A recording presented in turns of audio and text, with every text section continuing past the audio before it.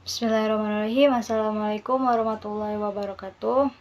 Perkenalkan, nama saya Siti Rumaisa. Saya berasal dari Fakultas Adab dan Humaniora, jurusan Sejarah dan Peradaban Islam.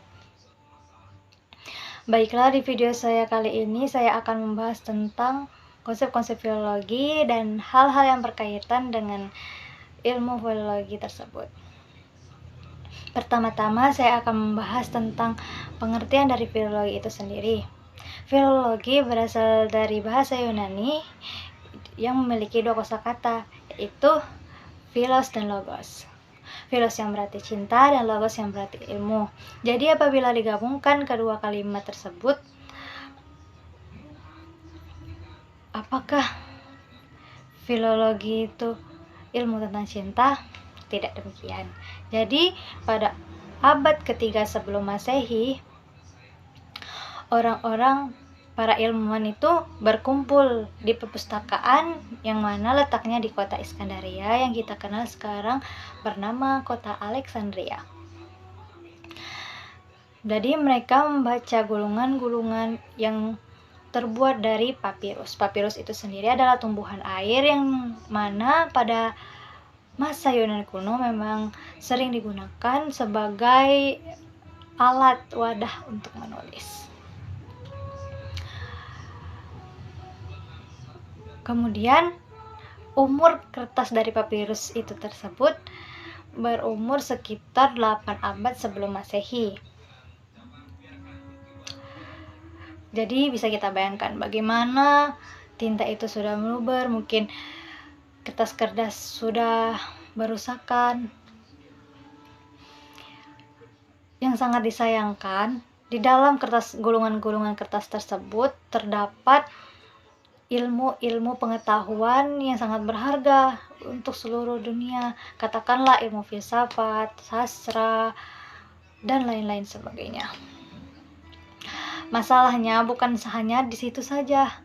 Ternyata di gulungan-gulungan tersebut tulis-tulisannya merupakan aksara Yunani kuno. Dan beruntungnya para ilmuwan itu bisa membaca tulisan-tulisan yang ada di dalam kertas tersebut.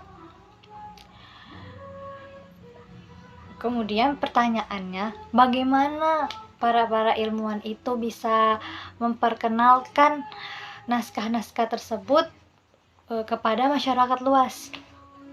Jadi, para ilmuwan tersebut menulis kembali naskah-naskah yang berasal dari bahasa Yunani kuno itu, kemudian diterjemahkan ke aksara yang mereka ketahui pada zaman itu. Jadi mereka mengubah naskah tersebut menjadi aksara yang mereka ketahui sehingga masyarakat mudah memahami tulisan apa yang terkandung dalam naskah tersebut. Lama-kelamaan banyak yang berminat kepada naskah-naskah tersebut karena pada zaman itu orang berpendidikan itu lebih dihormati.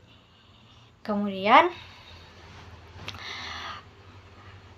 saking ilmuwan itu kewalahan, mereka menyuruh para budak untuk menulis naskah tersebut.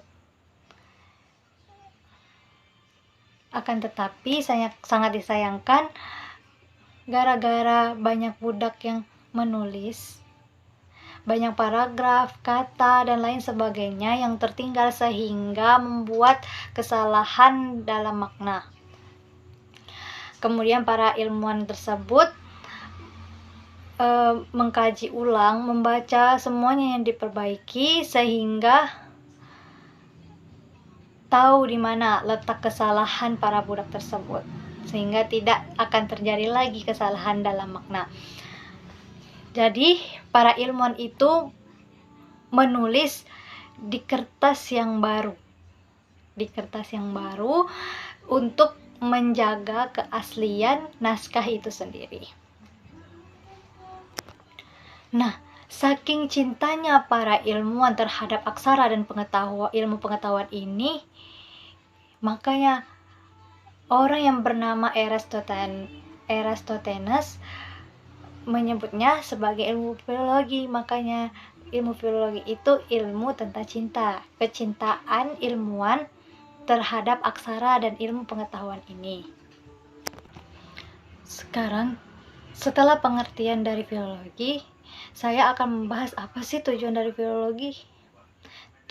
Tujuan umum dari filologi itu untuk memahami teks sejarah dari negara lain melalui naskah, sehingga terungkaplah budaya-budaya yang terkandung dalam naskah tersebut.